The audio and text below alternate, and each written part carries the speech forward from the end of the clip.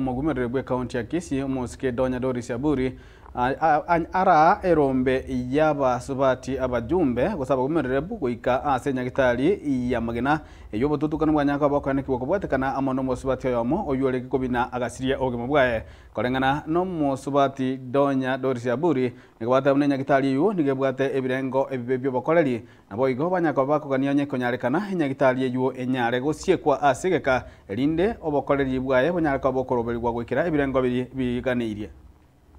Sasa leo tumeangalia Magena dispensary haina kitu. Hakuna kitu kabisa. Hata ukisikia mgonjwa anakuja kusaidika hapa unashangaa.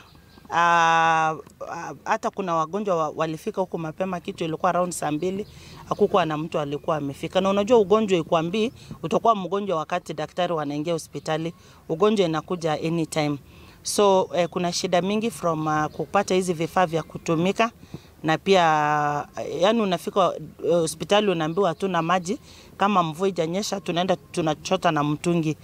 Maji kama sasa hakuna, hizi vitu zingine sijui tunaweza sema namna gani.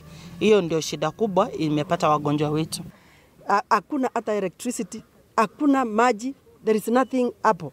Kwa hivyo tumekuja hapa na tumejionea, na vile wenzangu wameongea vile ambavyo tunataka serikali kuu na Ministry of Health wafanye bidii very soon wakuje hapa, kwa sababu hapa watu ambao wako hapa ni Wakenya, na Wakenya mahali popote wako wanataka hata wao kupata services ambazo wanahitaji. Tumepata maajabu hapa. Hii hata sio hospitali, hii ni cattle shed. Hata ng'ombe hazitakikani kukaa mahali kama hapa. Hii sisi tunaambia Ministry of Health, they swing up very fast to come and close this dispensary immediately. Because it is a nuisance, it is something, even there is nothing to show. Hata pale kitanda yenye huyo mama alikuwa amewekwa azae ni kitu imevunjika. Hatujui hata alikuwa amewekwa chini ama amewekwa wapi.